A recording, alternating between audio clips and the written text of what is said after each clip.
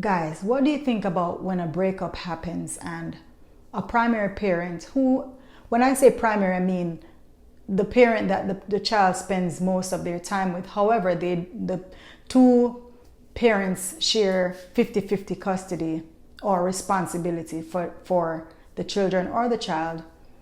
And the primary parent withholds visitation from the parent that's not in the primary home.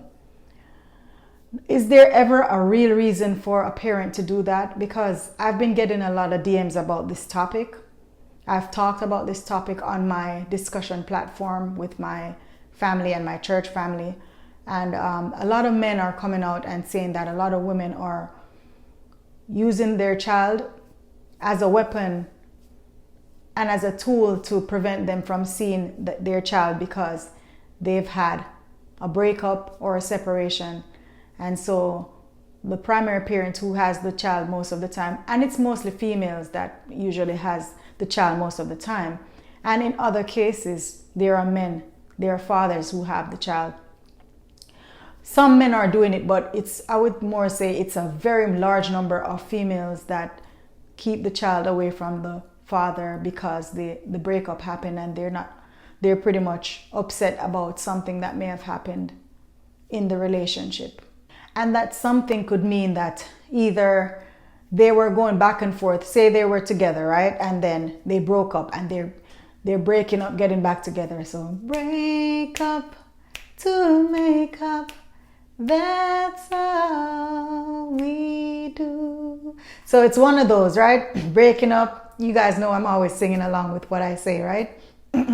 By now you should know me. But in any case, so they're breaking up, getting back together, breaking up, getting back together, and bam, the male might have moved on with somebody else, or whatever the case is, they decide that they're not going to be together finally, like it's done, it's over, and the female decides that, all right, you were playing games with me, so you're not going to see the child. That is one instance. And a second instance could be for monetary reasons. They feel like the father is not being a good provider and they decide, you know what, the child is not going to be able to see, or you're not going to be able to see the children because you're not a provider, you have another woman, you were a cheater. They just come up with different reasons why they feel that the kids should be withheld from the father. Do you guys think that that's okay? And what do you think about that? I need to hear some comments on that because it's a big issue today. It's a major issue affecting mostly men. The men are the ones who are being deprived of seeing their children for a long periods of time, until they might have to fight them some way, like maybe in court, because it goes a little further than that. Let's talk. It goes a little further than that because the primary parent, male or female, because I'm not just singling out women now, but it's mostly women who have the primary custody of the child, but they share custody, like not custody, but primarily keeping the children. And then they go to their dad's place on the weekends. So it comes to a point where sometimes the females even move away, because I've been getting different inboxes regarding that. Like somebody's asking, more than one person's have been asking me to touch on this topic and ask for opinion on what you guys think about that, if anyone is facing that and how they've dealt with that. A lot of times women even go as far as maybe moving away without even letting the father know. I have a friend who his ex-wife, they broke up. The divorce probably wasn't finalized yet. And the wife moved to another state and completely cut off the husband or the father from seeing his child, and he spent years upon years with no contact until the child was about maybe 15 years old, 16 years old, and he tried everything in his power to get that child. He tried multiple ways to reach out, and every time he would turn up on a dead end, and it's heartbreaking for that child. And the child got older and resented the father because of what was told to that child.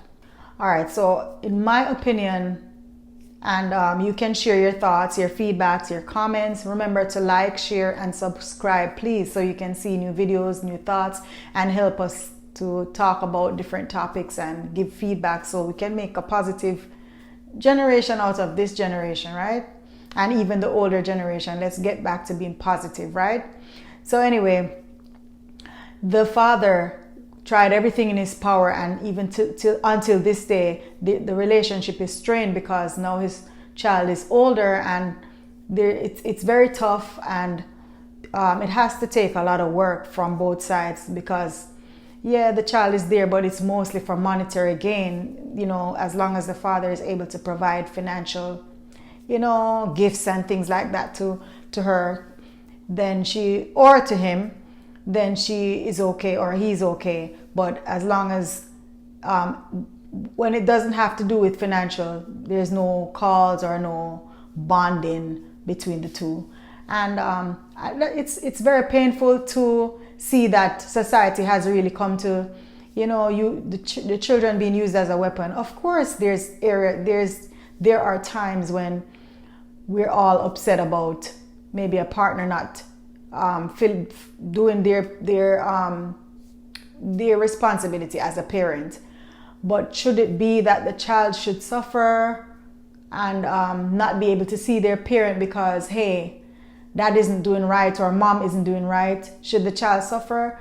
I don't think the child should suffer, in my opinion. I know it hurts when either male or female is being treated a certain way, but the child should be the number one focus.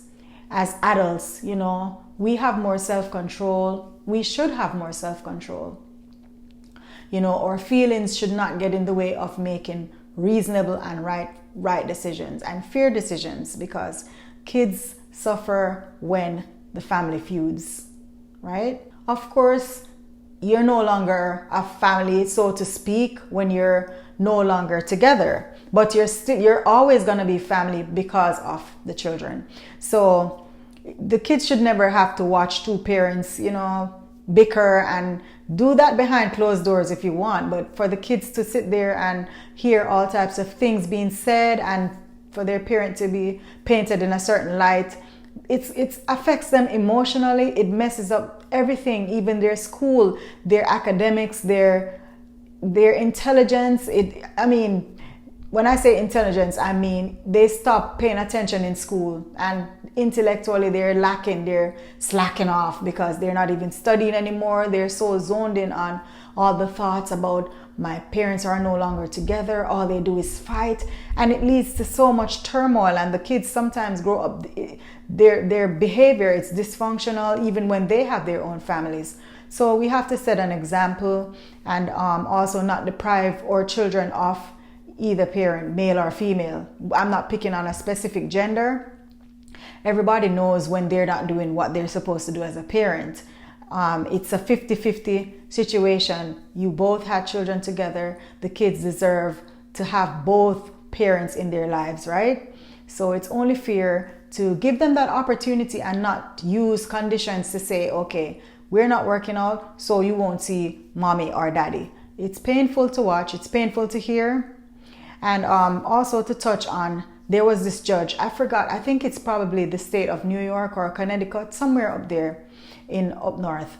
And there was this mother who prevented her child from seeing his father for 63 days. 63 days she kept him from his father.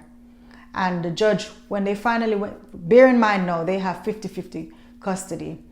And when they finally went before the judge decided to hold her in contempt of the order that said that they had 50-50, because she was alleging that the father was physically hurt. In the case of abuse now, guys, there you can go before the court and get CPS involved. But this judge and this CPS ruled out that there was any reason for concern for that child, for the child being in the parents' care, the father's care.